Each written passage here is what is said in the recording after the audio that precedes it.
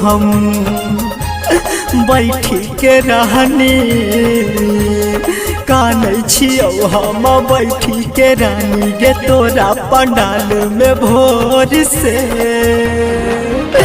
जब बाजो डीजे जोर से भरे छौ आँख लोर से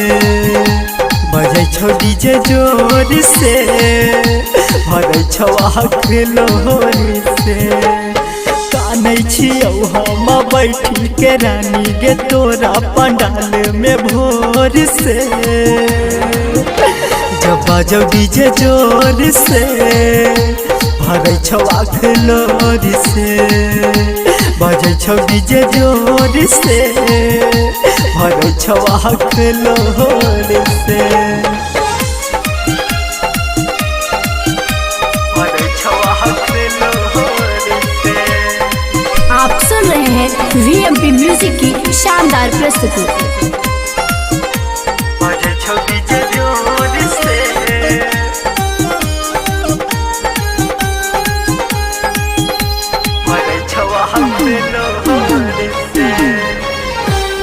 हो तो जाई माला मंगिया भराई गे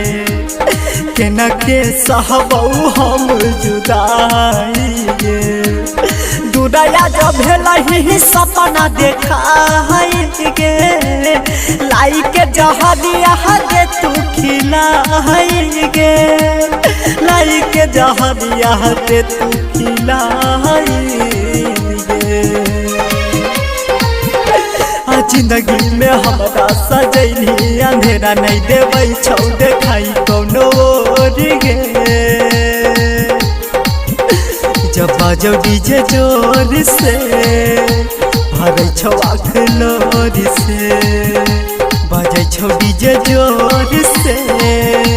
भरे छौ आँख लोर से भरे छौ आँख लोर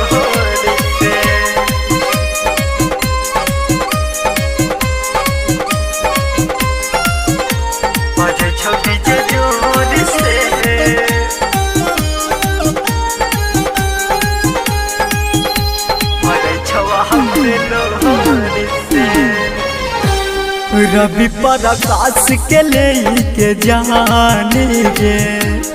बनी जमी भी नहीं के घर के चानी गे पददी बाबा के है तोड़ी अरमान गे हो जाए तो कुछ देर में कनिया दान गे हो जाए तो कुछ देर में कनिया दान गे राइटर राजेश के चल जाई भी देश आहो तो विदाई कल भोर में जब बाजो डीजे जोर से